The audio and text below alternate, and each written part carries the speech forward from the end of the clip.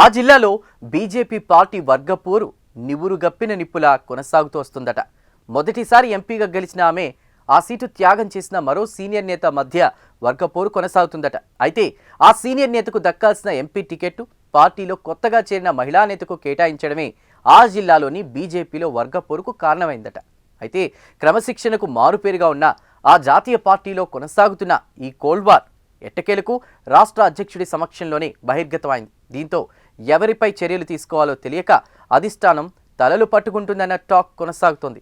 ఇంతకీ ఏదా జిల్లా, ఎవరా నేతలు? Watch this story.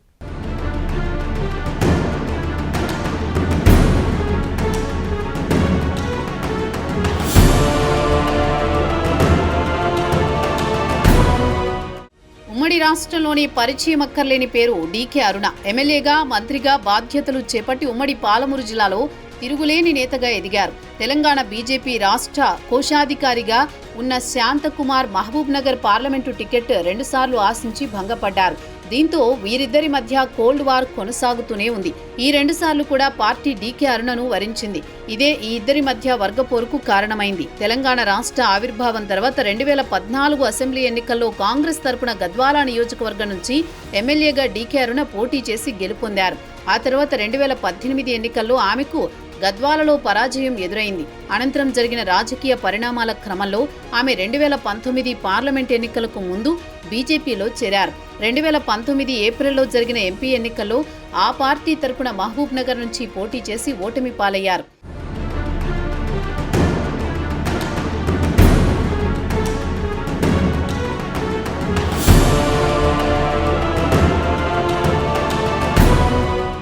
అయితే ఈ ఎన్నికల్లో ఆమెతో పాటు శాంతికుమార్ కూడా ఎంపీ టికెట్ ఆశించారు.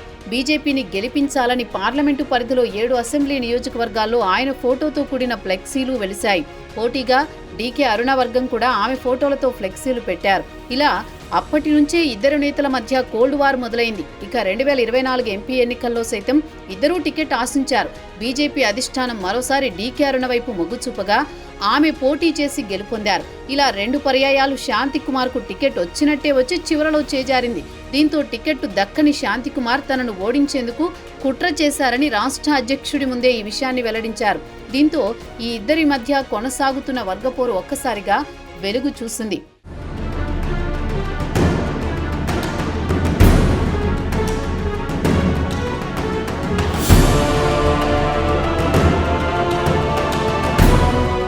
ఇటీవల మహబూబ్ నగర్లో బీజేపీ నిర్వహించిన కార్యకర్తల సమ్మేళనం రసాభాసగా మారింది.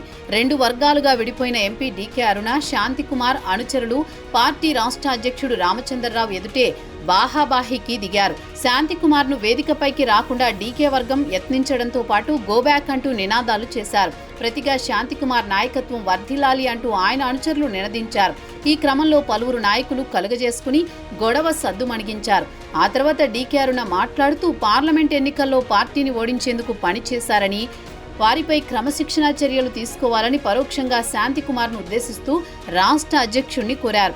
ఈ పరిణామాలతో పాలమూరు జిల్లా బీజేపీ 2గా చీలిపోయిందన్న టాక్ కొనసాగుతోంది. దీంతో జిల్లా బీజేపీలో బీసీ, రెడ్డి సామాజిక వర్గాలుగా పార్టీ నాయకులు చీలిపోయారన్న ప్రచారం సైతం జోరుగా సాగుతోంది.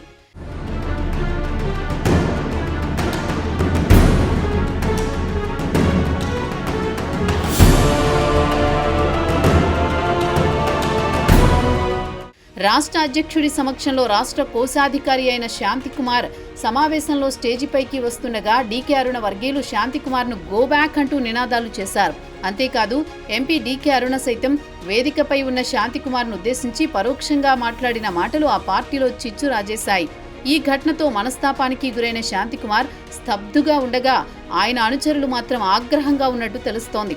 పార్టీలో ఎప్పటి నుంచో కొనసాగుతున్న శాంతికుమార్పై ముందొచ్చిన చెవుల కంటే వెనుకొచ్చిన కొమ్ములే వాడి అన్నట్టుగా డీకే అరుణ వర్గం వ్యవహరించింది. దీని పట్ల జిల్లా బీజేపీ శ్రేణులు కూడా తీవ్ర ఆగ్రహం వ్యక్తం చేస్తున్నట్టు పుకార్లు షికార్లు చేస్తున్నాయి. ఈ క్రమంలో బీసీ వాదం తెరపైకి రాగా పార్టీ శ్రేణుల్లో అయోమయం నెలకొంది. రాష్ట్ర అధ్యక్షుడి సమక్షంలో జరిగిన ఈ ఘటన రానున్న స్థానిక ఎన్నికల వేళ నష్టం వాటిల్లే అవకాశం ఉంది. దీంతో గ్రామ, మండల, పట్టణ స్థాయి నాయకుల్లో ఆందోళన వ్యక్తమవుతోంది.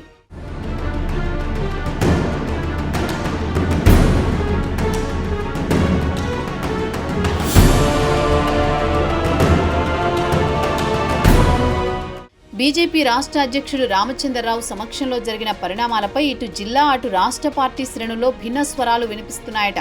పార్లమెంటు ఎన్నికల్లో డీకే అరుణను ఓడించేందుకు శాంతికుమార్ కుట్ర చేశారని, ఆయనపై చర్యలు తీసుకోవాలని ఆమె వర్గీయులు డిమాండ్ చేస్తున్నారు. అలాగే ఎన్నికల సమయంలో బీజేపీకి పని చేయకుండా రాజీనామా చేసిన వారిని ఆయన సమావేశానికి తీసుకొచ్చారని, దీనిపై సమాధానం చెప్పాలన్నారు. తాము ఎవరి వర్గం కాదని, పార్టీకి రాజీనామా చేసిన వారు సమావేశానికి రావడంతో ప్రశ్నించినట్లు కొందరు చెబుతున్నారు.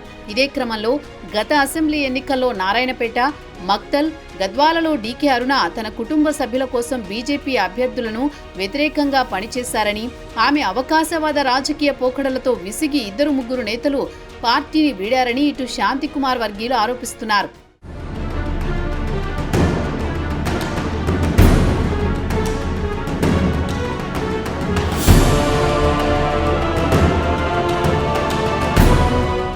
మొత్తానికి రాష్ట్ర అధ్యక్షుడిగా ఎన్నికైన తర్వాత రామచంద్రరావు తొలిసారి జిల్లాల బాట పట్టారు.